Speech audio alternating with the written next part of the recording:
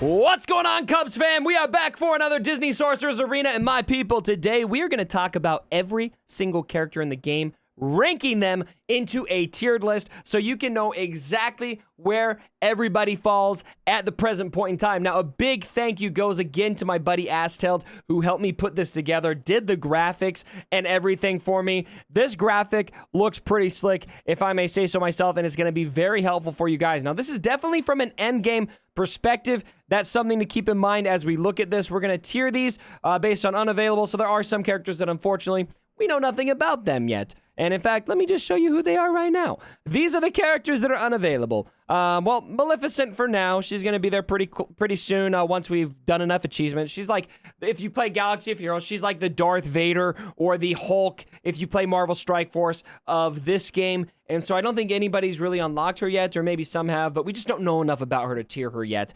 Maui, not in the game yet, coming at some point in time. I'm really excited for Maui. Stitch, especially, super excited about Stitch. And then you got Hero there. I want to say Hiro Nakamura, which I think isn't that the guy from Heroes? Anybody see that show? That's a great show. But just him from Big Hero 6, so he's not there. So keep in mind, this whole list is going to be from an endgame perspective. And so let me give you an example. Let's look at the F tier. These are the worst characters in the game. Jangles is in the F tier. He's a character that I recommended in my last video as a farming guide. He is the only downtown villain's tank that you can use, and so he's going to be great to farm at the early game for that purpose. You're going to want to drop him pretty soon. I failed to mention that in my last video. Apologies to you guys for that misstep, but that's something really important to keep in mind. But there's a lot of Fs in the chat in the F tier. It makes sense to put F tier as the F tier and Fs in the chat because a lot of iconic characters are here. Kronk? Who doesn't love Kronk? Woody? I mean, Toy Story is like one of the most successful Disney movies of all time, and Woody is here, along with his girl, Jessie. Frozone, one of the coolest characters. Samuel L. Jackson, guys. That's the voice. Yzma, Pull the Lever, Rafiki, Tinkerbell. Like, almost all of these characters are super iconic, and so I've got a big issue with you, Glue. Glue Entertainment, you guys are the guys that are doing this this game? What the freak?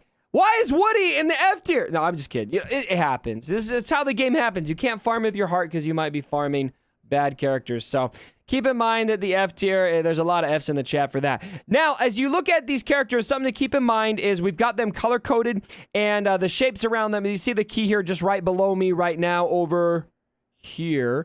Is showing us if they're oceanic, downtown, mythical, kingdom, or wild, and then offense, defense, like tanks and support characters with the circle.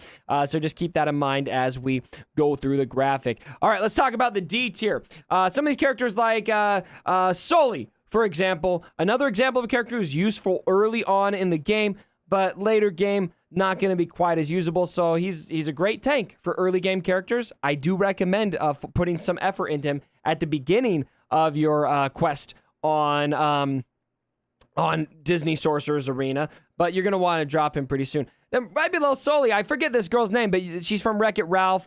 She's the one who falls in love with Fix-It Felix, and in Wreck-It Ralph 2, they adopt all the kids. It's so funny. She should be a good character. I'm pretty disappointed she's not good. Like, she's hardcore in that film. So a lot of Scars in here, Davy Jones, Pocahontas, Elastigirl, Darkwing Duck. I think Darkwing Duck is probably one that, out of everyone on this list, out of F and D tier, we may have the most unified Psy here, that Darkwing Duck is in the D tier. And so just something to keep in mind. I'm a little bit bummed about Captain Hook being here too myself. My favorite movie as a kid, was Peter Pan, and man, Captain Hook. I can't wait until Peter Pan comes to this game. Can we get Peter Pan here? All right, let's look at the C tier, my friends. C tier is getting a lot better. Anger, for example, great AoE. When you drop him below a certain point, I forget what the exact percentages of health. I think it's when you get him below 50% health or below 40% health, he will automatically run to the team and blow up and do a pretty nice damage AoE. I love seeing that. And he's got also a very decent special that deals quite a bit of damage where he just basically fires off his head. Bo Peep is in here, so Woody's not good, but at least his other girl, Bo Peep. I mean, who is Woody's girl, I guess? I mean, him and Jessie are kind of like a pair. Him and Bo Peep are kind of a pair, but I guess he just kind of, spoiler alert, runs away from everyone at the end of Toy Story 4, and I guess maybe Bo Peep. And then you got Steamboat Willie Mickey in here. You've got Gaston. A lot of these characters are pretty decent. Genie, for example, and Jasmine, both very solid characters. You're going to need them for Jafar, and so definitely characters that you're going to want to farm. And I'm running into Genie all the time. In Arena right now in live PvP, and he's great. He's going to save the first person who almost dies. He's going to save them, and then we're going to have a clone of him that comes up to kind of distract things. Very, very good. So, Genie, I think you could maybe make a case for Genie in the B tier, but maybe from an endgame perspective, we are relying on expert advice for what the end game is looking like. I don't have a really good pulse on exactly what the end game is at this point. And so from the beginning game perspective, just about a week in for me, level 31, Genie's great. So anyway, all right, let's get to the B tier, ladies and gentlemen. Here we go. Bam. You got Merida from Brave. I love Merida. She has a really cool mechanic. I love the animation they got with her. When she does her basic, she gains these wisps, and she can gain up to 4 of them, and they charge up her special abilities. And you actually see them floating around her. I think I just love the effort that they put into that. Syndrome, very solid. I really like Syndrome. He does great damage. He's got a good leadership ability. Ariel, she's got a great leadership ability as well. Probably the best beginning game leadership ability.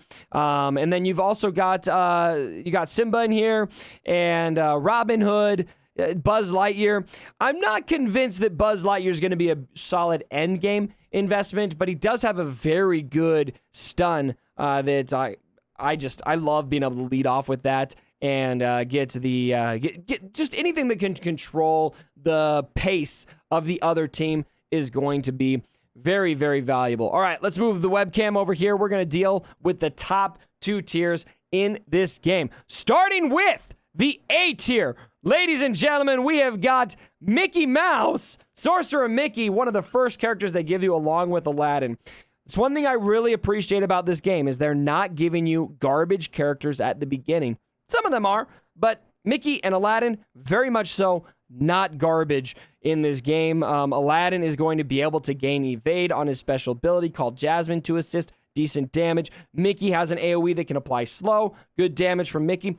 Big Bad Wolf, one of the best damage dealers in this game. Very, very solid. And then Judy Hopps. I got Judy Hopps out of a pack. Really love Judy Hopps. I'm still using her right now. She can do chain attack that deals really solid damage.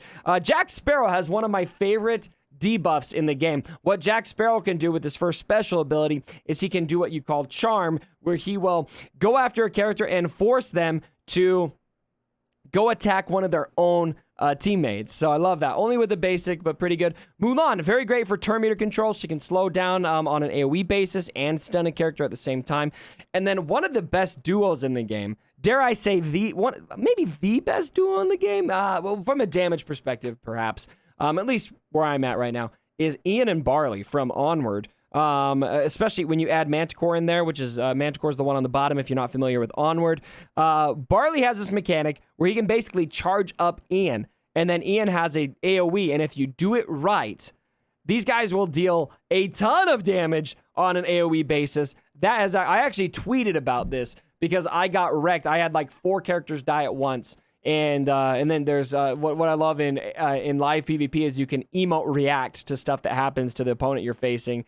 And I had a pretty big reaction to that. I was just like, oh my gosh, it was the first time I saw that work. Those two, very, very solid. Definitely A tier. All right, and then S tier. S for superior. We have got the 4 OP characters of this game right now.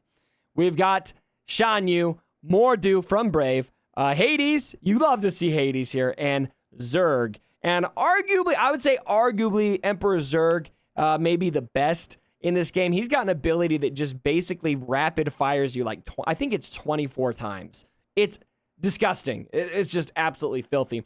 Shan Yu may be the best leader in the game. He gives that speed boost. Anytime you have a speed boost, it's worth it, my friends, and he deals very, very solid damage. Mordu, comfortably the best tank in this game. Hades is a character I haven't ran into much. The only time I ran up against Hades, he was only like gear 3, I think it was, and so not super threatening to me. But from the end game reports I'm seeing, very comfortably fitting in the S tier. So, ladies and gentlemen, let me mute my webcam here so you guys can take a gander at all of this right here. This is your full list. Now, there is definitely some subjectivity here, and so I'm going to say between B and D tier, probably, that's where the most subjectivity lies on this list. When it comes to F tier, A tier, S tier, feeling very confident about those. And so I would really focus down your farming on that A tier and S tier as much as you possibly can. Getting those shards for the armored event, very beneficial. Using your tournament currency for Shan Yu and Mordu when you're done with that, very beneficial.